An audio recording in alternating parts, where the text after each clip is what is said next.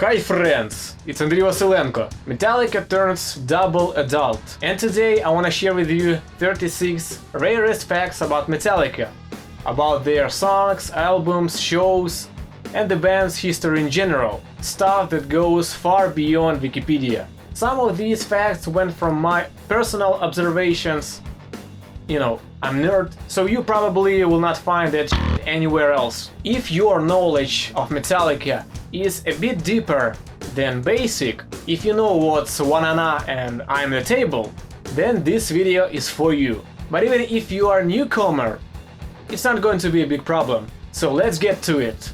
36 things that you might not know about Metallica.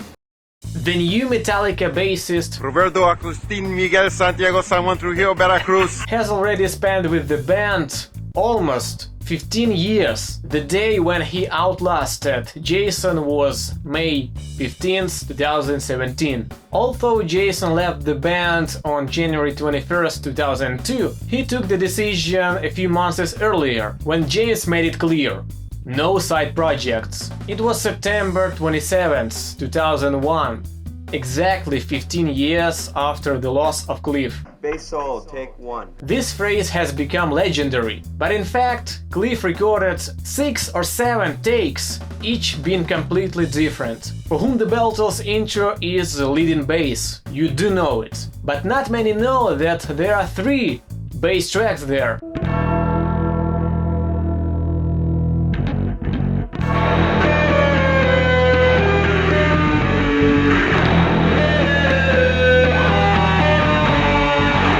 By the way, the bell sound was not a bell nor another bass effect. That's an anvil. You all remember how Robert smashed everybody with his flamenco that gave birth to All Nightmare Long, but swapping instruments is a normal thing in Metallica's songwriting process. For example, James wrote the bass riff from Devil's Dance, and he insisted to keep it that way.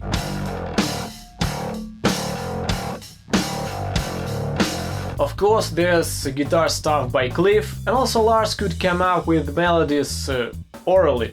What Lars did on Injustice for All album has inspired many, but actually Flemming Rasmussen had to do lots of cuts and glues there to even out his drumming. Kirk's only duty, up to load, was recording his solos. That's why there's no Hammett on Nothing Else Matters. Everything that's guitar was on James. It's funny that there are no lead parts on Saint Anger, but Kirk participated in every song.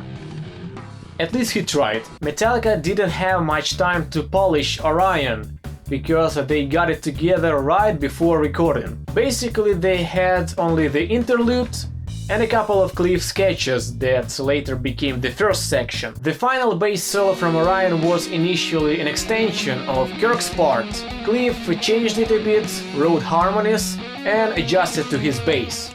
The next one YouTube might not like, it's about how they picked up girls in 80s. I've made a textual version of this video for my website, so check it out there. The working title of the Black Album was Married to Metal. You know, that's because Lars, Kirk and Jason got divorced in the process of making it. In 1993, Metallica planned to release an EP to conclude the huge tour in support of the Black Album. That EP could have been titled Nowhere Else to Fucking Roam, Nothing Else to Fucking Play. Speaking of touring, Metallica has visited more countries and territories than practically any other artist. 63. Only Restless Scorpions beat them with 72, but Metallica had 2 the most distant performances in north-south direction. Carlini Bay's show in Antarctica was the southernmost, and live the northernmost. The distance between these places is 134 degrees. Minor dominates heavy. Thereby, a metal song in a major key happens very rare. Metallica used it only a few times. In Hero of the Day, Low Man's Lyrics, and also Mankind and Damage Incorporated intros. Cliff adored classical music and played around it. Guys heard some of those variations and proposed to use them in songs. This is how Fight Fire with Fire intro came up. It's Cliff's variation on Minuet in G from 17th century. The variation that became Damage Incorporated intro turned out less recognizable, but it's based on a box etude Comes with Death. Load's album design was first, to which all members of the band contributed. For example, it was Kirk's idea of the artwork, and he proposed to name it The Delicate Sounds of Metallica.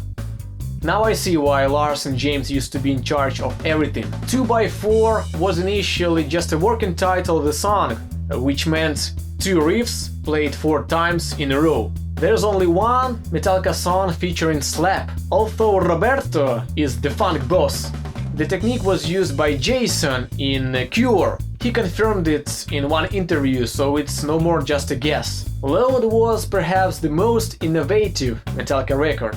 Slide guitar, slap, fretless bass, electric organ, major key, talkbox solo, Kirk's rhythm part. Nevertheless, drums innovations were yet to come.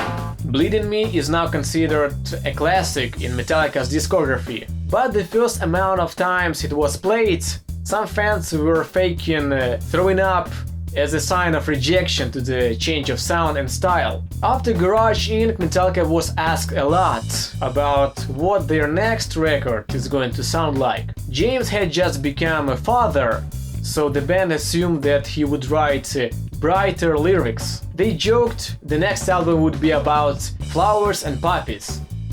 For many years, James told that his favorite album was Ride the Lightning. S&M happened 2 more times after an epic San Francisco performance. They teamed up with an orchestra again in November 1999 in Berlin and New York. Only one of 94 members of San Francisco Orchestra turned out to be a Metallica fan. It was a tattooed harpist who, can you believe it, sometimes played with a pick.